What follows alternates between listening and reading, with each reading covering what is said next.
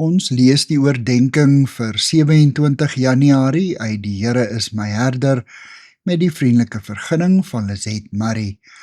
Die opskrif vandag is 'n huis van sederhout. Ons teksvers kom uit 2 Samuel 7 vers 1 tot 3. Toe koning Dawid in sy eie huis woon, nadat die Here hom rus gegee het van al sy vyande in die omgewing, sê hy vir die profeet Nathan: "Kyk, ek woon in 'n huis wat met sederhout versier is, maar die ark van God staan in 'n tent." Nathan het die koning geantwoord: "Doen gerus alles wat u in gedagte het, die Here is by u." Dawid het tuis gekom. Vir die eerste keer in sy lewe het hy 'n vaste woonplek gehad wat hy syne kon noem.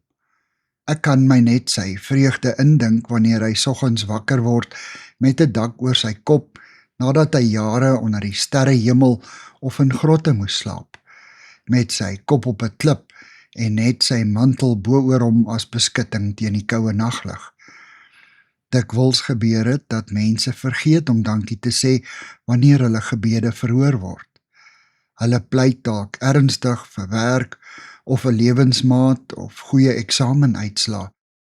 En wanneer hulle dit uiteindelik kry, is hulle so oorstelp van vreugde dat hulle nie stil word om erkenning aan die Here te gee vir sy sorg en trou, ook op ander gebiede in hulle lewe nie.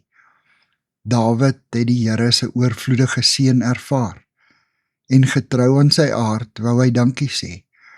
Hy wou sy dankbaarheid tasbaar wys deur die beste te gee waaraan hy kon dink.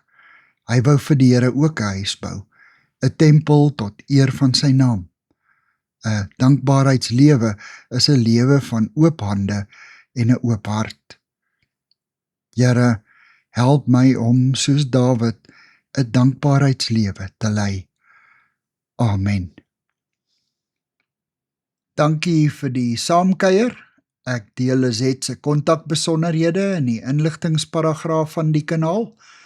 Daar is ook skakels na voorlesings van Lizet se ander publikasies wat hier beskikbaar is.